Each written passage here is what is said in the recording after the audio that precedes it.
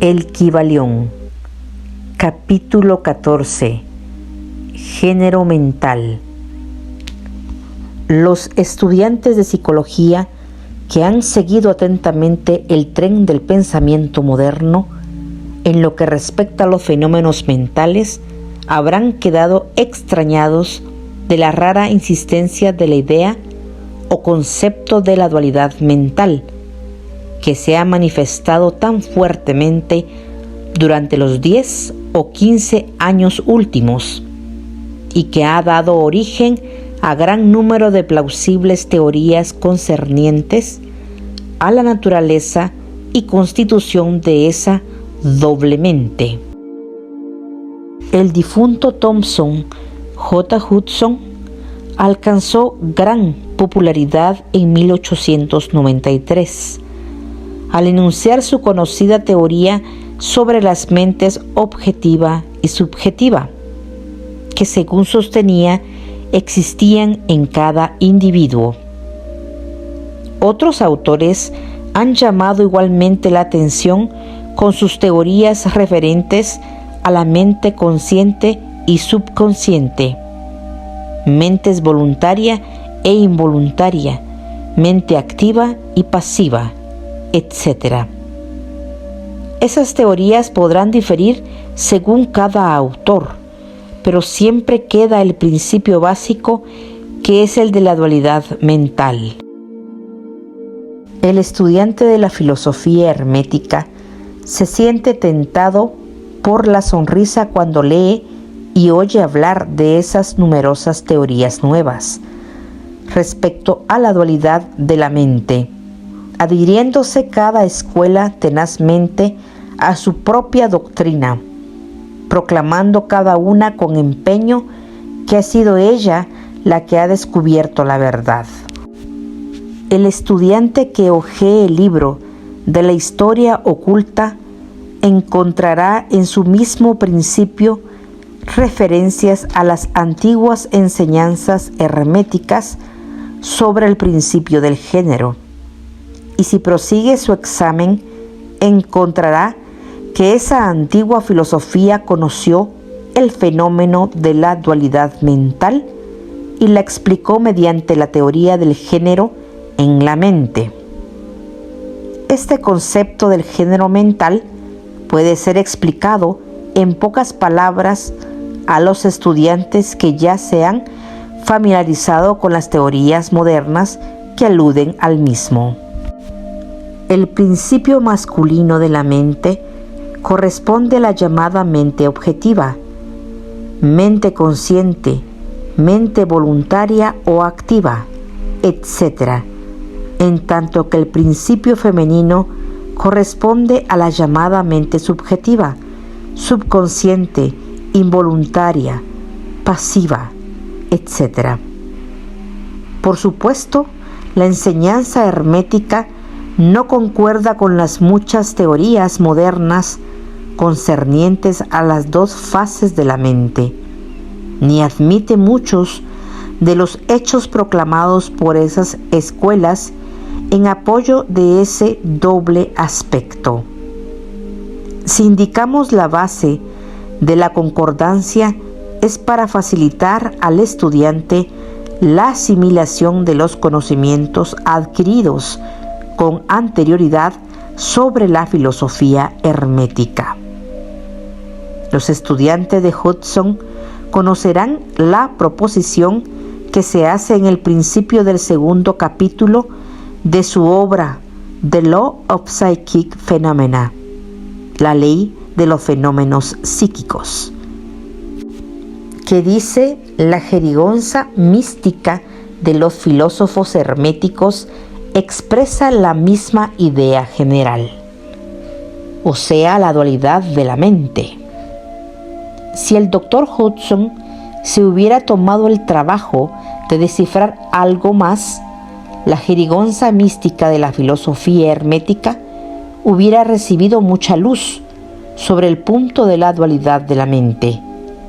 Pero entonces, quizás, su obra más interesante no hubiera sido escrita. Consideremos ahora Las enseñanzas herméticas concernientes al género mental. Los instructores herméticos imparten enseñanzas concernientes a este punto, pidiendo a sus discípulos que se atengan al proceso de su propia conciencia, a su propio yo. El discípulo fija entonces su atención internamente sobre el ego que está en cada uno de nosotros. Cada estudiante ve que su propia conciencia le da como primer resultante de la existencia de su yo soy. Esto al principio parece ser la palabra final de la conciencia, pero un examen ulterior desprende el hecho de que esto, yo soy, puede separarse en dos partes distintas o aspectos que, si bien trabajan al unísono y en conjunción, sin embargo pueden ser separadas en la conciencia. Si bien al principio parece que solo existe un único yo, un examen más cuidadoso revela que existe un yo y un mí. Este par mental difiere en características y naturaleza, y el examen de esta, así como de los fenómenos que surgen de la misma, arrojan gran luz sobre muchos de los problemas de la influencia mental. Comencemos considerando el mí, que generalmente se confunde con el yo, si no se profundiza mucho en los recesos de la conciencia. El hombre piensa de sí mismo en su aspecto de mí o me, como si estuvieran compuestos por ciertos sentimientos, agrados, gustos y disgustos, hábitos, lazos especiales, características, etc.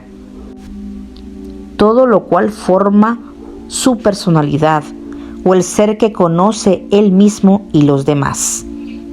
El hombre sabe que estas emociones y sentimientos cambian, que nacen y mueren, que están sujetos al principio del ritmo y al de polaridad, cuyos principios lo llevan de un extremo a otro. También piensa de sí mismo como cierta suma de conocimientos agrupados en su mente, que forman así una parte de él. Este es el mí o me del hombre, pero quizás hemos precedido demasiado a prisa. El mí de muchos hombres está compuesto en gran parte de la conciencia que tiene de su propio cuerpo y de sus apetitos físicos, etc. Y estando su conciencia limitadas en alto grado a su naturaleza corporal, prácticamente viven allí. Algunos hombres van tan allá en esto que consideran su apariencia personal como parte de su mí y realmente la consideran parte de sí mismo. Un escritor dijo con mucho humorismo en una oportunidad que el hombre se compone de tres partes: alma, cuerpo y vestidos.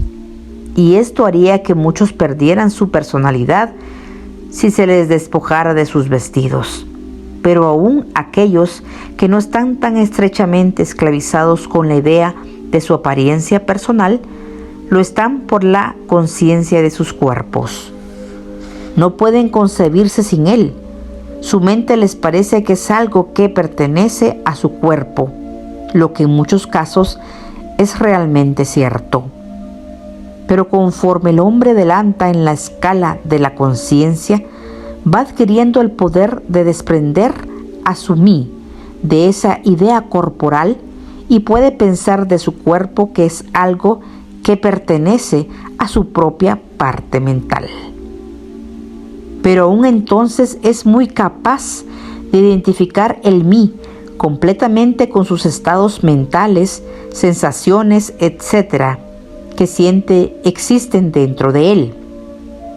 E identificará esos estados consigo mismo en vez de estimarlos como simples cosas producidas por su mentalidad existentes en él, dentro de él y proviniendo de él. pero que sin embargo no son el mismo. Puede comprobar también que esos estados cambian mediante un esfuerzo volitivo y que es capaz de producir una sensación o estado de naturaleza completamente opuesta de la misma manera. Y sin embargo, sigue existiendo siempre el mismo mí. Después de un tiempo, podrá así dejar a un lado esos diversos estados mentales, emociones, sentimientos, hábitos, cualidades, características y otras posesiones personales, considerándolas como una colección de cualidades, curiosidades o valiosas posesiones del no mí. Esto exige mucha concentración mental y poder de análisis de parte del estudiante.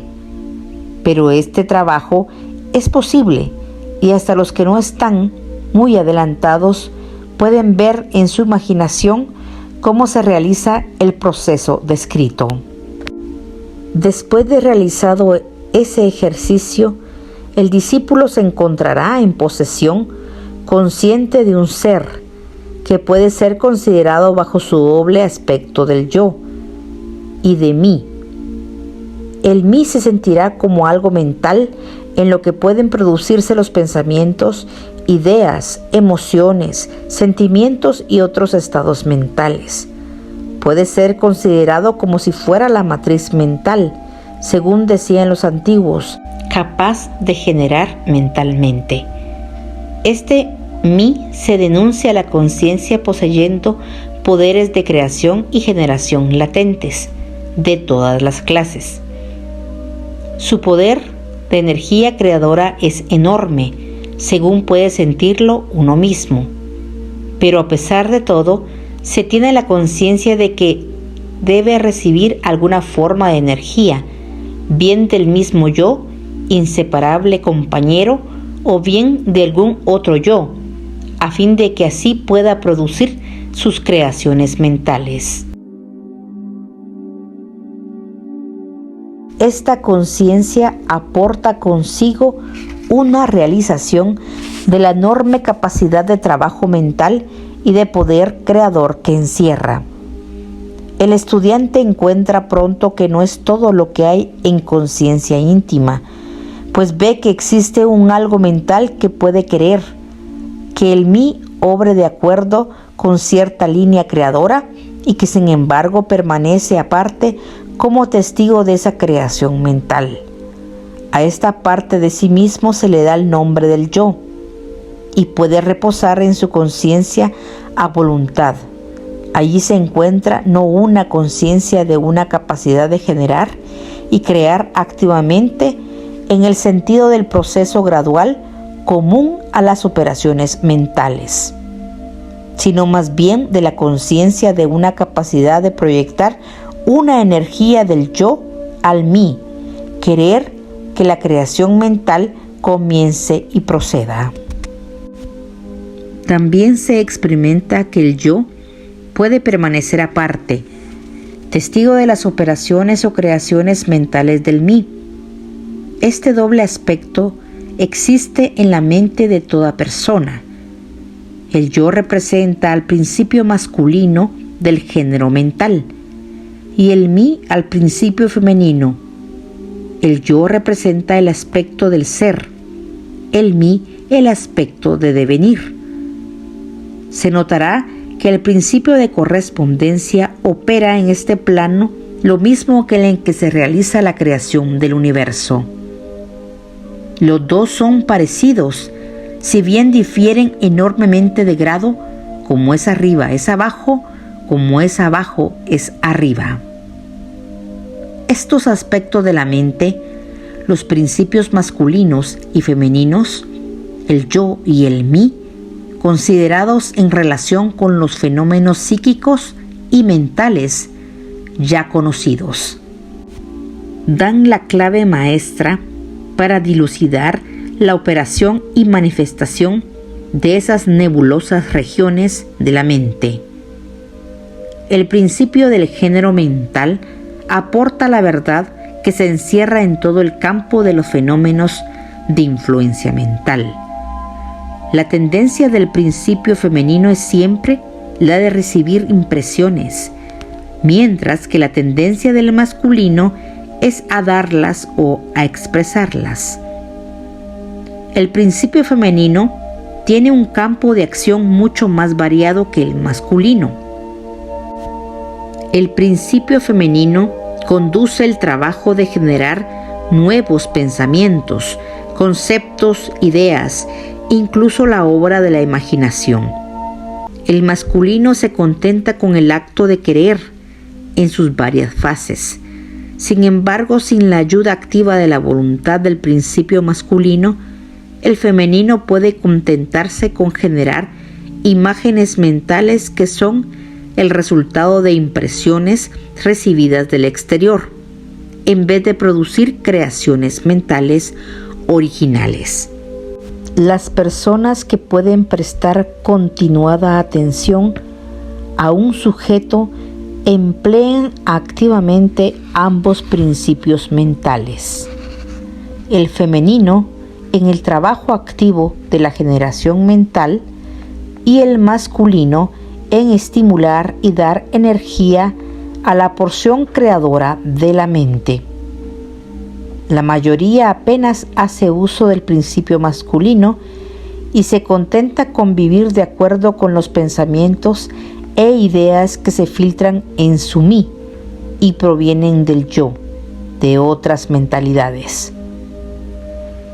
Pero no es nuestro propósito detenernos en esta faz del asunto, cosa que puede estudiarse en cualquier tratado bueno de psicología, con la clave ya indicada sobre el género mental.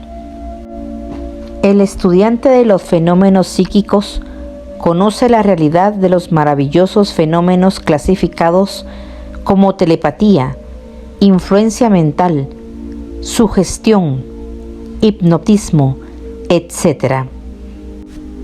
Muchos han buscado explicación a estas diversas fases de los fenómenos, siguiendo las teorías de dualidad mental promulgadas por los diferentes instructores. Y hasta cierto punto están en lo cierto, porque realmente existe una manifestación clara y definida de dos fases distintas de actividad mental. Pero si esos estudiantes consideran esa dualidad a la luz de las enseñanzas herméticas concernientes a la vibración y al género mental, verían que la clave tan buscada la tienen al alcance de la mano. En los fenómenos telepáticos se ve que la energía vibratoria del principio masculino se proyecta hacia el principio femenino de otra persona, y que esta última absorbe ese pensamiento y le permite desarrollarlo y madurarlo. En la misma forma obra la sugestión y el hipnotismo. El principio masculino de una persona da la sugestión dirigiendo una corriente de energía o poder vibratorio hacia el principio femenino de otra, y ésta, al aceptarla, la hace suya y piensa en consecuencia. Una idea así alojada en la mente de otra persona crece y se desenvuelve, y a su tiempo es considerada como una verdadera creación mental del individuo, mientras que en realidad no es más que el huevo de un cuco puesto en el nido del gorrión, pues aquel pájaro pone sus huevos en un nido ajeno. El proceso normal es que el principio masculino y el femenino de una persona obren coordinada y armoniosamente conjuntamente. Pero, desgraciadamente, el principio masculino del hombre corriente es demasiado inerte y perezoso para obrar, y el despliegue de poder volitivo es muy ligero, y en consecuencia la mayoría está dirigida por las mentes y voluntades de los demás, a quienes se permite querer y pensar por uno mismo.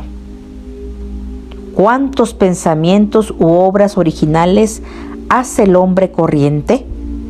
¿No es la mayoría de los hombres simple sombra o eco de los que tienen una mente o voluntad más fuerte que la suya?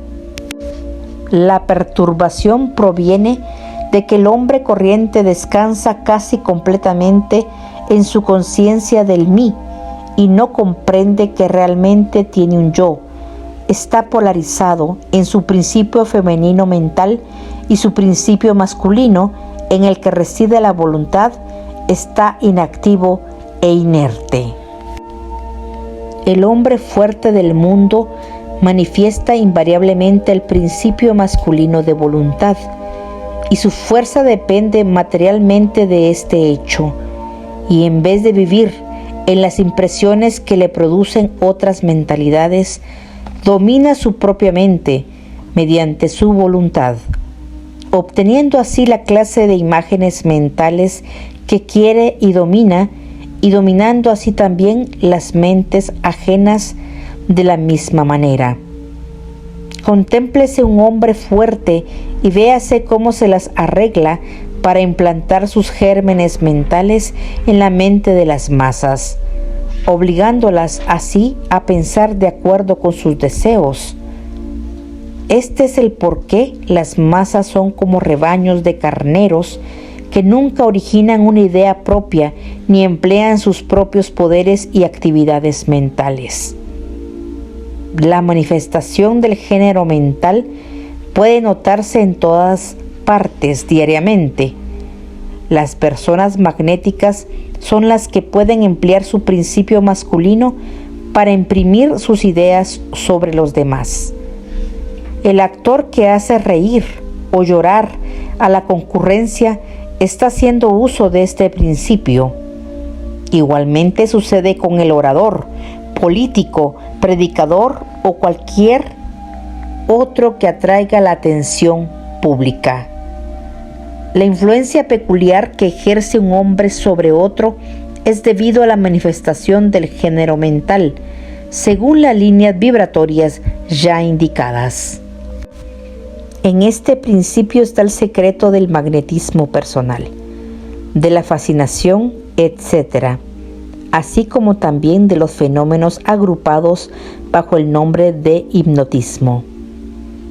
El estudiante que se ha familiarizado con los fenómenos generalmente denominados psíquicos habrá descubierto la importante parte que desempeña en los citados fenómenos esa fuerza que la ciencia llama sugestión, por cuyo término se indica el proceso o método por el cual se transfiere una idea o se imprime sobre la mente de otro, obligando así a la segunda mentalidad a obrar concordantemente. Una verdadera comprensión de la sugestión es necesaria para comprender inteligentemente los varios fenómenos psíquicos a que la sugestión da origen.